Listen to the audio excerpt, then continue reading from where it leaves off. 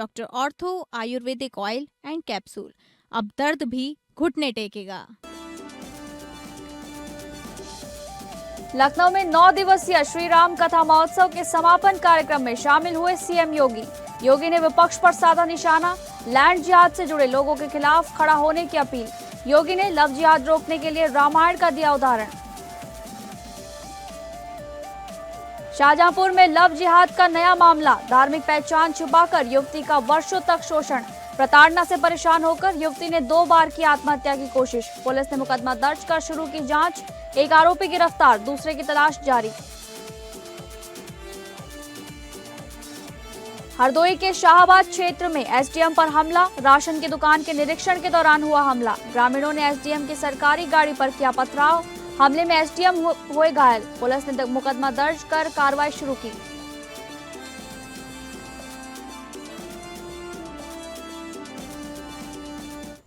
नमस्कार, मैं हूं डॉक्टर प्रसून। हिसाब किताब के इस खास शो में चर्चा करेंगे ग्रेट निकोबार द्वीप विकास परियोजना की, जिसे लेकर कोहराम मचा हुआ है। सरकार का दावा है कि इस प्रोजेक्ट से चीन की घेराबंदी से मुक्ति के अलावा समुद्री व्यापार में भारत एक अहम खिलाड़ी बनकर उभरेगा। लेकिन पर्यावरणविद मानते हैं कि इस प्रोजेक्ट के बाद शोम्पेन आदिवासियों का वजूद खत्म हो जाएगा। इसके अलावा 10 लाख पेड़ कटेंगे और पूरा अंडमान जो ग्रेट निकोबार प्रोजेक्ट है उसके कारण पूरा इलाका कंक्रीट के जंगल में बदल जाएगा। आपको बता दें कि अंडमान निकोबार द्वीप समूह, विशेष रूप से ग्रेट निकोबार द्वीप का वन क्षेत्र इस समय भारत के सबसे बड़े नीतिगत, पर्यावरणीय और राजनीतिक विवादों के केंद्र में है। इस पूरे विवाद की मुख्य वजह केंद्र सरकार की 81,000 करोड़ की लागत वाली ग्रेट निकोबार द्वीप विकास परियोजना है। इस महत्वाकांक्षी परियोजना को लेकर एक तरफ सरकार इसे देश की सुरक्षा और अर्थव्यवस्था के लिए अपरिहार्य अनिवार्य बता रही है, वहीं दूसरी तरफ पर्यावरणविद, वैज्ञानिक और आदिवासी अधिकार कार्यकर्ता इसे इस क्षेत्र की अनूठी जैव विविधता और मूल निवासियों के लिए गंभीर संकट मान रही है। नीति आयोग के इस मेगा प्रोजेक्ट के तहत ग्रेट निकोबार के गैलाथिया खाड़ी और आसपास के क्षेत्रों में 4 प्रमुख बुनियादी ढांचों में निर्माण प्रस्तावित है। अंतर्राष्ट्रीय कंटेनर शिपमेंट टर्मिनल, एक विशाल बंदरगाह जो वैश्विक व्यापार मार्गों, विशेषकर मलक्का स्ट्रेट पर भारतीय उपस्थिति को मजबूत करेगा। इंटरनेशनल एयरपोर्ट, नागरिक और सैन्य उपयोगों के लिए एक बड़ा ग्रीनफील्ड एयरपोर्ट बनेगा। गैस और सौर आधारित पावर प्लांट परियोजना और भविष्य की आबादी के लिए बिजली की आपूर्ति होगी इसके जरिए, और एक आधुनिक टाउनशिप या शहर बसाया जाएगा। व्यापार और पर्यटन को बढ़ावा देने के लिए एक नया शहर बसाना इस परियोजना में शामिल है। विकास के दावों के बीच पर्यावरणविद इस प्रोजेक्ट को संदेह की नजरों से देख रहे हैं। पर्यावरणविदों का कहना है कि नीति आयोग के इस प्रोजेक्ट से पूरे इलाके में मूल निवासियों के उजड़ने के साथ साथ जलवायु का भी संकट पैदा होगा। आपको बता दें कि इस परियोजना के लिए लगभग 130 से 166 वर्ग किलोमीटर वन भूमि को डाइवर्ट किया जाना है। सरकार के आधिकारिक आंकड़ों के अनुसार इसे घने उष्णकटिबंधीय वर्षा वन को साफ करने के लिए तकरीबन 8.5 लाख से 9.6 लाख पेड़ काटे जाएंगे। पर्यावरणविदों का तर्क है कि इस स्तर पर होने वाली वनों की कटाई से स्थानीय जलवायु पूरी तरीके से बदल जाएगी। ग्रेट निकोबार एक बायोस्फीयर रिजर्व है, जहां ऐसी कई प्रजातियां पाई जाती हैं जो दुनिया में कहीं और नहीं पाई जाती। गैलाथिया खाड़ी दुनिया के सबसे बड़े कछुओं यानी ज्वाइंट लेदरबैक कछुओं का मुख्य घोंसला बनाने का स्थान है। बंदरगाह निर्माण से इसका अस्तित्व समाप्त होने का खतरा है। निकोबार मेगा पोर्ट जमीन पर घोंसला बनाने के लिए एक दुर्लभ और उड़ने में असमर्थ पक्षी है, जिसका आवास इस निर्माण की चपेट में भी आएगा।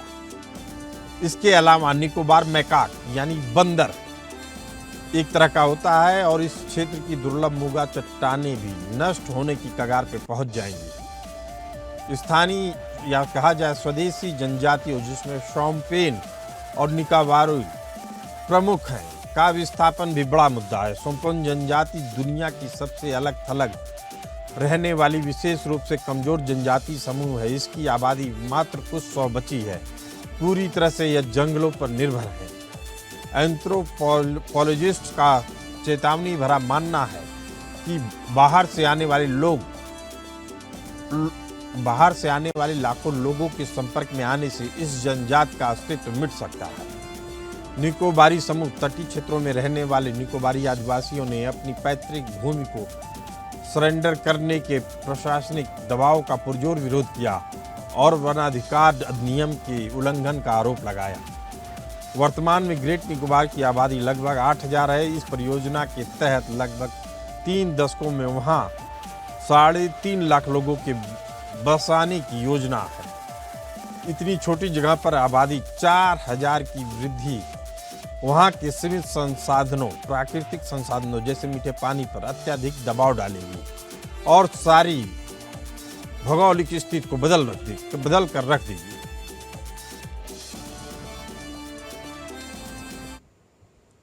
इस भारी विरोध के बावजूद सरकार इस परियोजना को लेकर बहुत उत्साहित है, आगे बढ़ने के लिए प्रतिबद्ध है, जिसके पीछे बेहद मजबूत रणनीतिक तर्क दिए जा रहे हैं। आपको बता दें कि मलक्का स्ट्रेट पर जियोपॉलिटिकल नियंत्रण के लिए सरकार इस प्रोजेक्ट को बेहद अहम बता रही है। ग्रेट निकोबार द्वीप दुनिया का सबसे व्यस्त समुद्री मार्ग मलक्का स्ट्रेट के मुहाने पर स्थित है।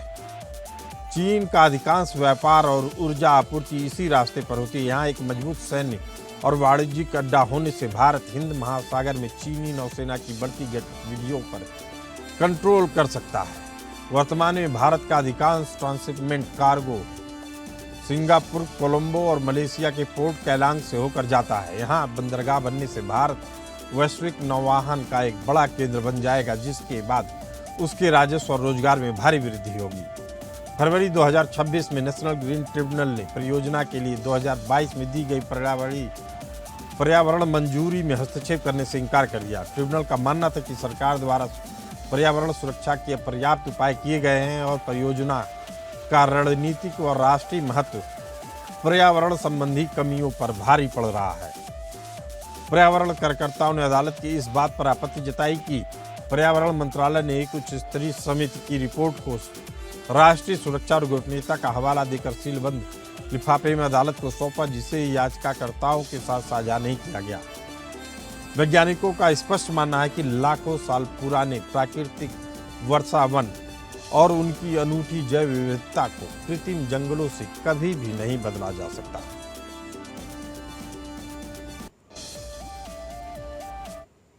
इसी मुद्दे पर चर्चा करने के लिए हमारे साथ मौजूद हैं जियोपॉलिटिकल एक्सपर्ट संजीव श्रीवास्तव जी और डिफेंस एक्सपर्ट कमांडर भूषण दीवान जी।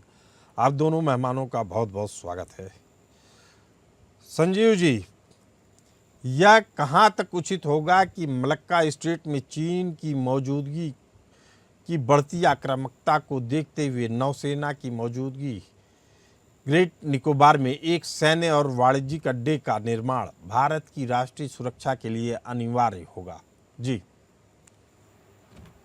निश्चित रूप से प्रसून जी, ये जो ग्रेट निकोबार प्रोजेक्ट है ये भारत की सामरिक सुरक्षा की दृष्टि से भी बहुत महत्वपूर्ण है और जो वाणिज्यिक जो हमारे हित हैं, जो हमारे वाणिज्यिक जो सुरक्षा है उसको भी ये और अधिक पुख्ता करेगी। जो अन्य जो पोर्ट्स हैं उस एरियाज के उसके ऊपर जो भारत की निर्भरता को वो कम करेगी और जाहिर है कि ये स्टेट ऑफ मलक्का के नज़दीक होने की वजह से, जो कि एक बहुत ही बिजी ट्रेड रूट विश्व का है, उसमें भारत के जो ट्रांसशिपमेंट के जो कंटेनर ट्रांसशिपमेंट के जो अनेकों अपॉर्चुनिटीज को, अवसरों को क्रिएट करेगी और भारत जाहिर है कि एक कंटेनर ट्रांसशिप की जो पूरी एफर्ट्स होते हैं उसमें भी एक बड़ी शक्ति बनकर। संजय जी, एक बड़ा सवाल यह है कि भारत का एकमात्र उद्देश्य मलक्का स्ट्रेट में चीन पर नजर रखना और हिंद महासागर की सुरक्षा करना है, तो क्या इस द्वीप के नाजुक पर्यावरण को नष्ट किए बिना केवल आधुनिक रडार सिस्टम से, अंडर वाटर सबमरीन सेंसर से, मानव रहित ड्रोन की तैनाती के जरिए यह काम नहीं किया जा सकता था? चीन को रोकने के लिए 81,000 करोड़ का कंक्रीट का शहर बसाना कहाँ तक उचित मानते हैं आप? देखिए, मैं ऐसा मानता हूं कि भारत की सरकार, जो हमारा ट्रिब्यूनल है, जो वातावरण से संबंधित जो ग्रीन ट्रिब्यूनल है, वो जाहिर है कि इन सारे विषयों के ऊपर उसने विचार मंथन करने के बाद ही इसको अपनी संस्तुति दी है। और भारत इन्वायरमेंटल प्रोटेक्शन के संदर्भ में विश्व का एक लीडरशिप का रोल और इमेज रखने वाला राष्ट्र है। पेरिस क्लाइमेट डील को बचाने के लिए भारत ने लीडरशिप की रोल को प्ले किया था। तो भारत जो इन्वायरमेंटल कंसर्न्स हैं, जो भी प्रोजेक्ट्स हैं जो हमारे, उसके संदर्भ में जो गहरे से गहरे जो मेजर्स जो लिए जा सकते हैं वो लेता है। लेकिन भारत पर्यावरण संतुलन और विकास के जो हमारे जो इम्पेरेटिव्स हैं उसको भी ध्यान में रखते हुए एक बैलेंस्ड पॉलिसी को अख्तियार करता है। ये जो ग्रेट निकोबार आइलैंड में जो प्रोजेक्ट्स बनाए जाएंगे उसमें जो इन्वायरमेंट संबंधी जो भी मेजर्स लिए जा सकते हैं ताकि वहाँ पे इकोलॉजिकल डिसऑर्डर ना हो, उसको ध्यान में रखते हुए उस पर कुछ डिसीजन लिए जा रहे हैं, लेकिन उस पर भी विवाद छिड़ रहा है। हम उस पर दोबारा आएंगे, लेकिन हमारे साथ कमांडर भूषण दीवान जी मौजूद हैं। भूषण दीवान जी, चीन ने भारत को घेरने के लिए म्यांमार के कोको द्वीप, श्रीलंका के होमन टोटा और पाकिस्तान के ग्वादर में अपने नौसैनिक और राडार ठिकाने मजबूत कर लिए हैं। हाल में ही म्यांमार के कोको द्वीप पर भी चीनी मदद से रनवे का विस्तार देखा गया है, जो अंडमान के बेहद करीब है। लेकिन इस चीनी घेराबंदी को देखते हुए क्या ग्रेट निकोबार में मिलिट्री बेस बनाने में और देरी करना क्या भारत के लिए आत्मघाती नहीं होगा? आप आवाज अनम्यूट कर लीजिए भूषण दीवान जी। अभी ठीक है? जी सर। हाँ जी, सुनाई दे रहा है? जी सर, जी सर। डॉक्टर साहब, आपने सवाल पूछा कि देरी करने से क्या आत्मघाती नहीं होगा, ये कह रहे हैं ना? जी जी जनाब, जब नींद खुली तो सवेरा है। ठीक है, अभी भी इतनी अपोजिशन हो रही है एनवायरमेंट वालों से, राहुल गांधी से, या सोरोस के जो लोग हैं। राहुल गांधी सोरोस का लोग है मुझे मालूम नहीं, पर मैं ही कह रहा हूँ, देर आए दुरुस्त आए। अभी शुरू होगा, कितने साल लगेंगे? 1 लाख करोड़ का प्रोजेक्ट है ये। 81,000 करोड़ का जी, है जी, 81,000 करोड़ का प्रोजेक्ट है जी।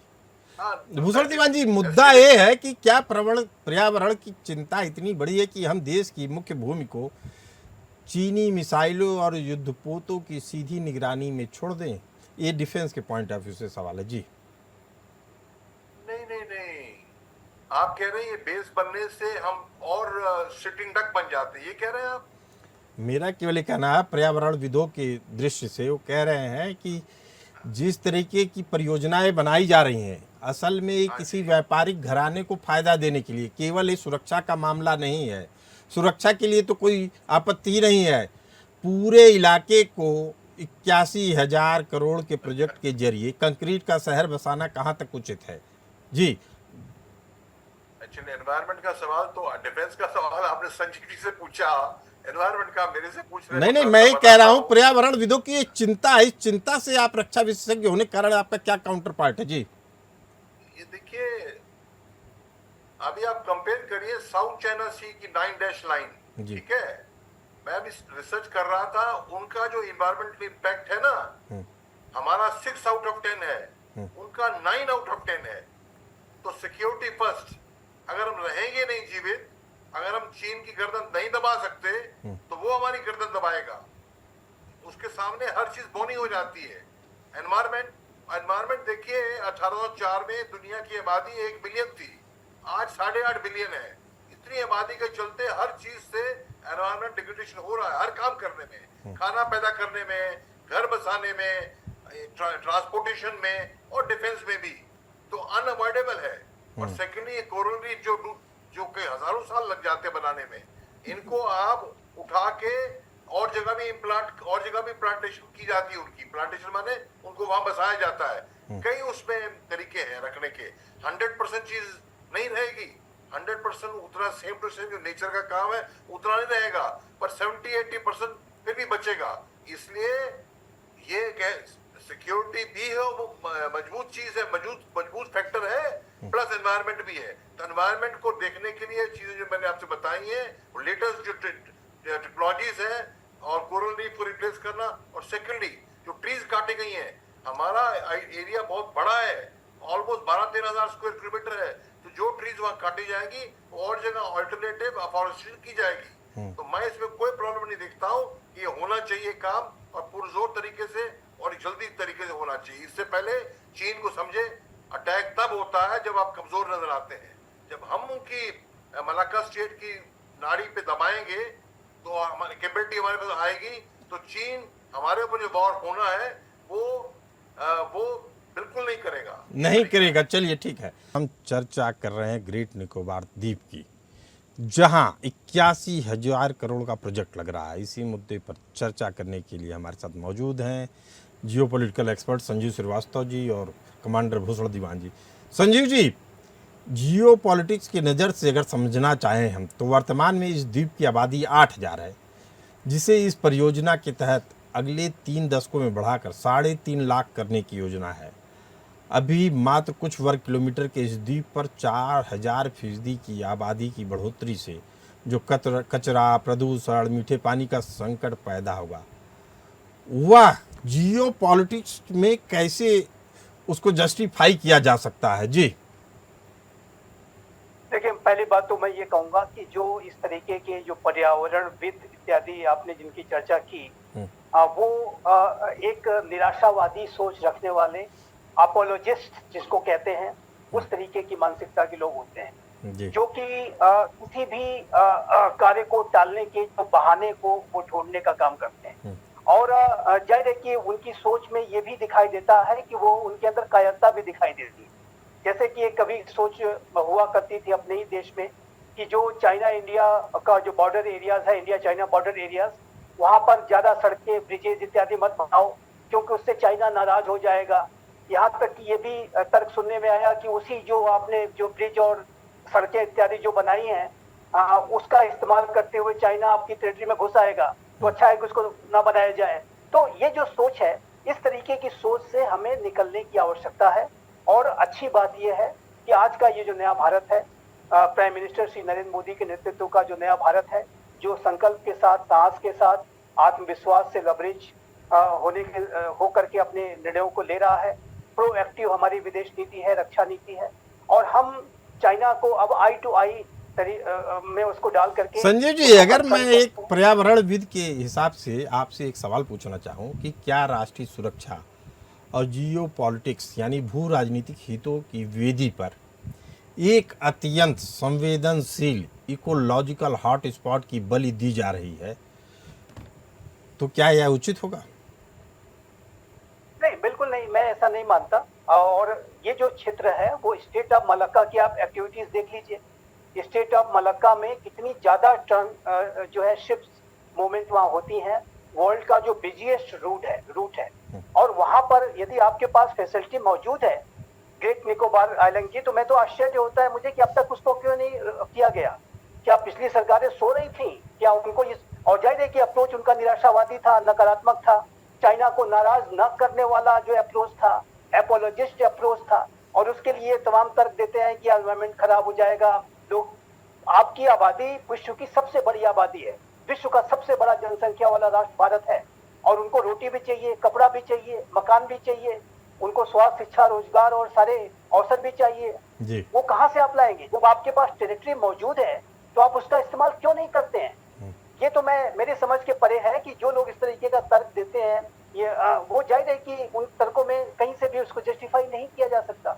और देखिए, आपने जियोपॉलिटिक्स की बात पूछी है। जियोपॉलिटिक्स में अभी आप देखिए तो क्या बड़े राष्ट्र क्या कर रहे हैं, जो रशिया और अमेरिका आर्कटिक जो है उसका वहां पर वो लगातार दोहन कर रहे हैं, ग्लेशियर्स को काट रहे हैं, वहां पर जो अपार रिसोर्सेस है, मैं उनको जस्टिफाई नहीं कर रहा हूँ। मैं ये कह रहा हूँ कि ये जो जस्टिफिकेशन है ये अपने देश में ही क्यों दिया जाता है? अंतर्राष्ट्रीय चाइना क्या कर रहा है, अमेरिका क्या कर रहा है, रशिया क्या कर रहा है, उनके ऊपर तो वो नहीं बताएंगे, तर्क नहीं देंगे कि आर्कटिक का डिग्रेडेशन हो रहा है, आर्कटिक में ग्लेशियर पिघल सकते हैं, सारे तर्क अपने। लेकिन पर्यावरण विदों की भी चिंता है, कह रहे हैं जो वहाँ मूल जनजातियां हैं, शोम्पेन जैसे है, निकोबारी जनजाति है, सुरक्षित रहेंगी। कुछ 100 बचे हैं। कहा इनका इतिहास ये है कि जब भी इस तरह की जनजातियों को निकाला जाता है उनके इलाके से बाहर, तो फिर एक भी व्यक्ति नहीं बचता है। लेकिन रक्षा विशेषज्ञ कमांडर भूषण दीवान जी हमारे साथ मौजूद हैं। इसी चिंताओं को लेकर क्या हम इस द्वीप के पर्यावरण को छुए बिना केवल सैन्य तकनीक, राडार सिस्टम, उपग्रह निगरानी के जरिए सुरक्षा को मजबूत नहीं कर सकते हैं? बिल्कुल नहीं। डिएगो गार्सिया है, इंडियन ओशन में अमेरिका ने रखा हुआ है 30 स्क्वायर किलोमीटर पर। उसी के चलते इंडियन ओशन पूरा कंट्रोल हो रहा है। और हम यहाँ बैठे हैं, हमारे पास रेडीमेड एयरक्राफ्ट कैरियर है, ये ग्रेट निकोबार प्रोजेक्ट। और देखिए लद्दाख लेह में भी चीन क्यों घुसा, क्योंकि हमारी मौजूदगी नहीं और वहां लोग नहीं। जहां तक लोग बसाए जाएंगे ये एडिशनल सिक्योरिटी सेफ्टी है। कहते हैं ना बॉडी पार्ट जो है यूज इट और लूज इट।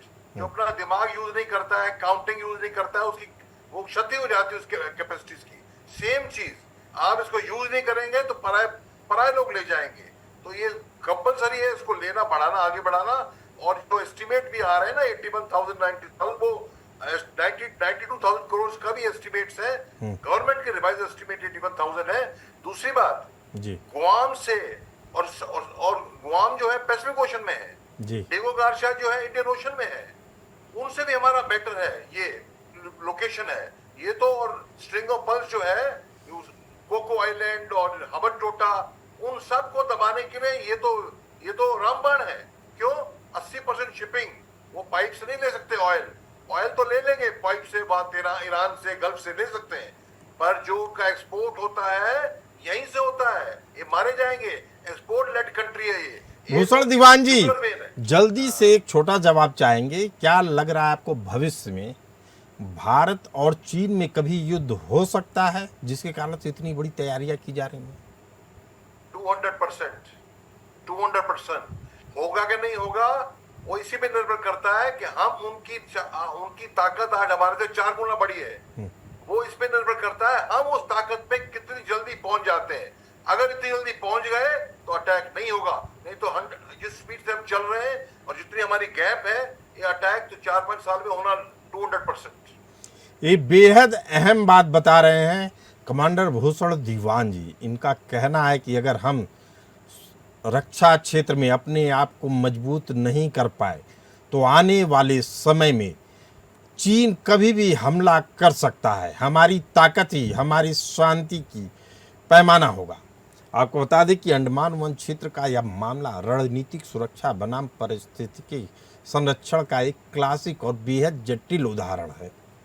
एक परमाणु संपन्न और वैश्विक महाशक्ति बनने की ओर अग्रसर भारत हिंद महासागर में अपनी संप्रभुता मजबूत करना चाहता है। यह उसके लिए मजबूरी है, क्योंकि यह उतना ही जरूरी है जैसे इस ग्रह के सबसे संवेदनशील और दुर्लभ पारिस्थितिकी तंत्र को आने वाले समय में यह देखना महत्वपूर्ण होगा कि क्या विकास की गति के बीच पर्यावरण, आदिवासियों की रक्षा के लिए भी कोई बीच का रास्ता या सस्टेनेबल मॉडल निकाला जाता है या नहीं।